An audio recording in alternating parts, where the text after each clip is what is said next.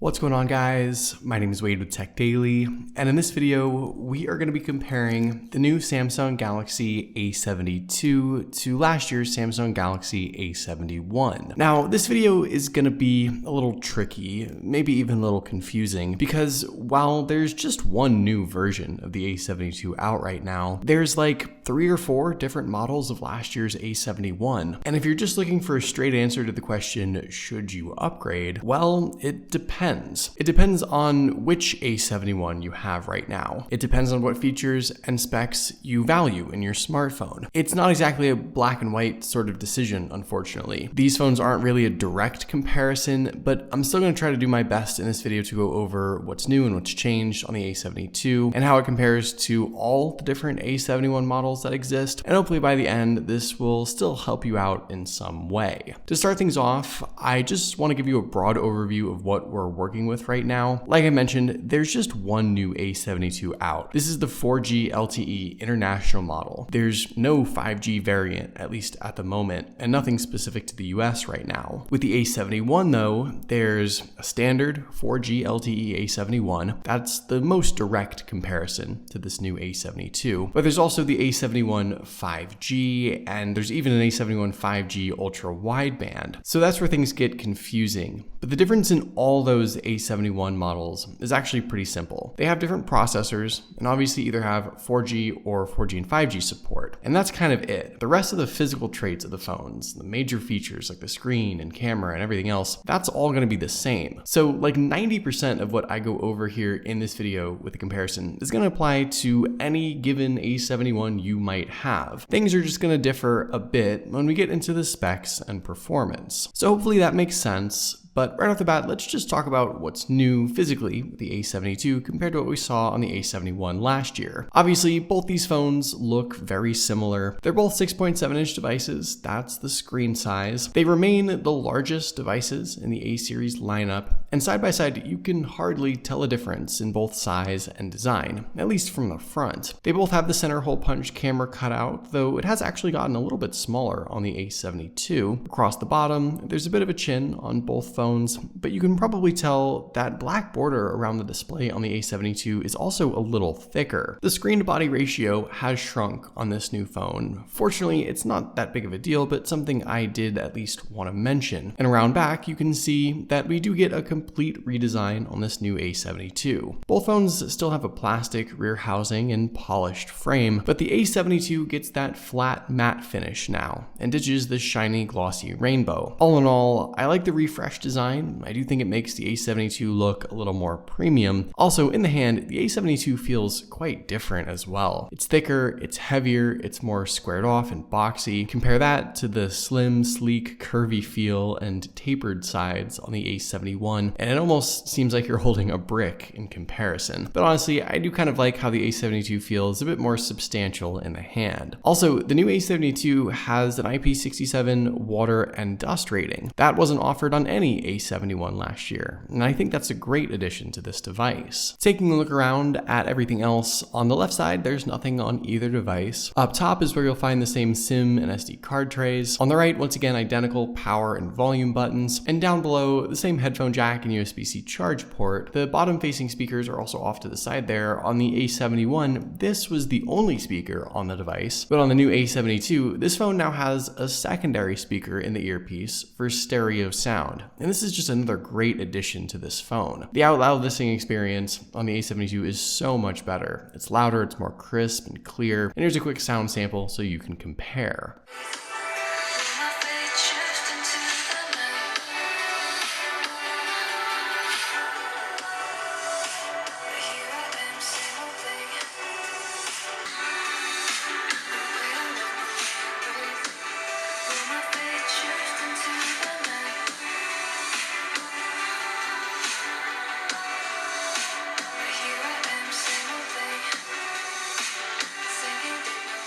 Around back, the camera setups have changed just a bit, both in their physical look and in the capabilities, and I'll talk about all that in just a second. Up front, both phones have their in-display fingerprint reader, and with this, I originally thought the A72 might have been a little better, but actually, speed-wise, side by side, it's the A71 that tends to get to the lock screen first. I don't believe anything was outright upgraded on the A72. It isn't like the new ultra-fast sensor on the S21 or anything like that. You have to still hold your finger there for a split second or more every time, but either way, it's fine, just not necessarily an improvement in comparison. And it's kind of a similar story with Face Unlock as well. For whatever reason, my A71 can wake up and get to the home screen just a little faster than the A72, which is sort of interesting. So with the biometrics and unlocking, it doesn't seem like the A72 offers any real noticeable improvements. So one last thing I want to talk about before we get into the specs and performance, and that would be the display. This new A72 of course now offers that 90 Hz high refresh rate option, and this feature I think is just a fantastic addition to this phone. I realize it's not necessarily a measure of true performance, but with the 90 Hz enabled, this A72 feels fast, fluid, incredibly smooth, and it's an experience that I think most people will notice. Furthermore, I think adding this to the A72 makes it far more competitive in the upper mid-range space, especially in 2021. Now, you don't have to enable it if you don't want to use it. Turning off motion smoothing in settings brings you back down to the same 60 Hz experience you had on the A71 models. But all in all, I do think a high refresh rate screen on the A72 is a great addition and might just be one of the biggest features overall that entices people to upgrade. The rest of the display, the actual specs and the viewing experience remain relatively unchanged between these two phones. All versions of the A71 had the same setup here, a Super AMOLED Plus panel at a resolution of 2400 by 1080, packing in around 393 pixels per inch. And while we dropped the plus distinction on the A72, all the rest of the specs, the resolution, the pixel density, that all remains exactly the same as last year. And in fact, the viewing experience for the most part looks to be almost the same. I think the color profiles differ slightly. You can see that whites and blues look a little different across each device. The A72 seems to show a little better. It's also a bit brighter as well, 800 nits of max brightness. Overall, while it maybe isn't an outright improvement in the actual viewing experience, I think this display paired with 90 Hz once again just makes this phone an incredible value, like Samsung's A series phones have been known to be. And it's a fantastic viewing experience anyway, with a bold, bright, crisp, large, great looking screen for everyday content consumption. Okay, so we know the A72 has a fresh new design with water and dust resistance. We know it has stereo speakers, a 90 Hz display, and all that is great. It's definitely an upgrade over any A71 you might have. But now let's dive into the internal specs and performance, because this is where things maybe aren't so clear. With the A72, it's simple. This is a 4G LTE device. It's powered by the Qualcomm Snapdragon 720G chipset, and you can configure it with either 6 or 8 gigs of RAM and 128 or 256 gigs of storage. With the A71, starting with the base model, the international 4G LTE version, that phone actually has the Snapdragon 730 or 730G inside, depending on where you live, and similar 6 or 8 gigs of RAM options and 128 or 256 gigs of storage. With this comparison, the processors, in my opinion, are actually super close, and I don't really see much improvement or difference here. The A71 5G obviously has 5G support, and it's powered by the Exynos 980 chipset, 128 gigs of storage,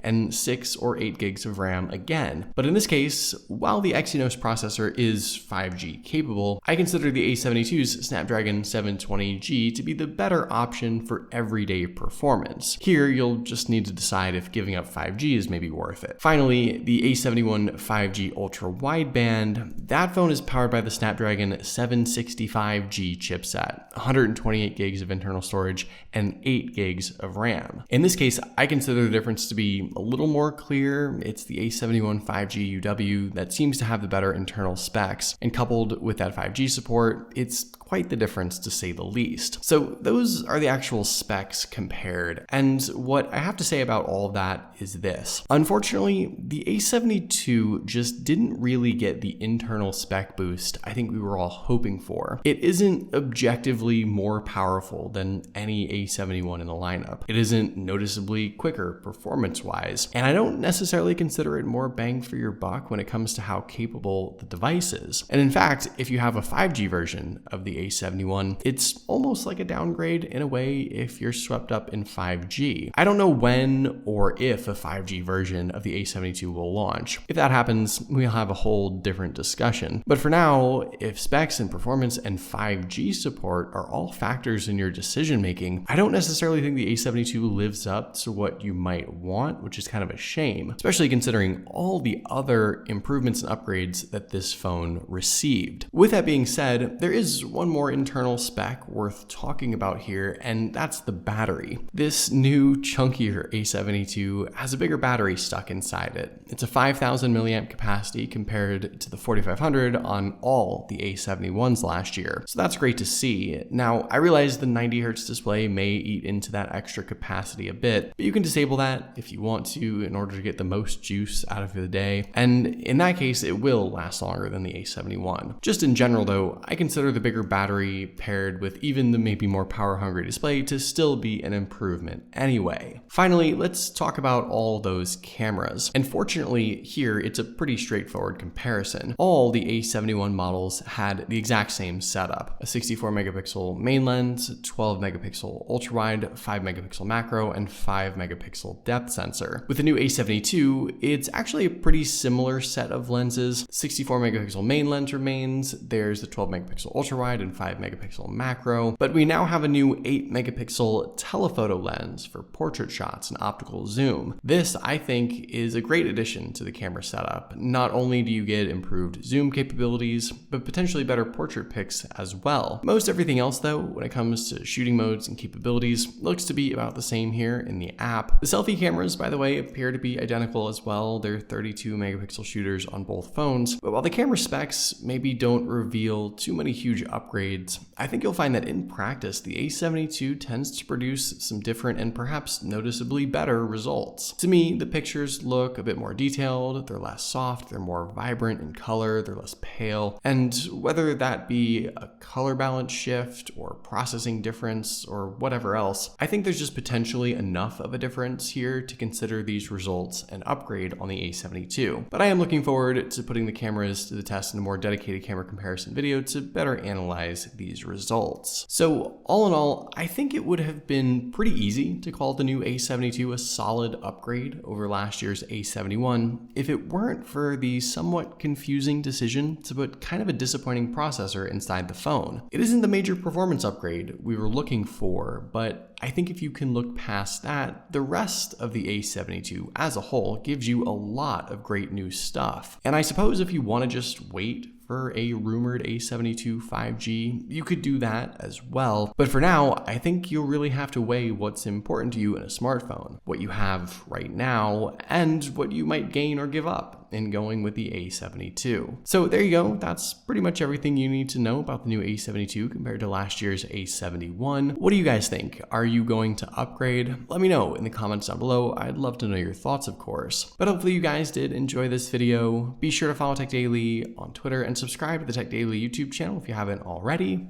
And I'll see you guys later.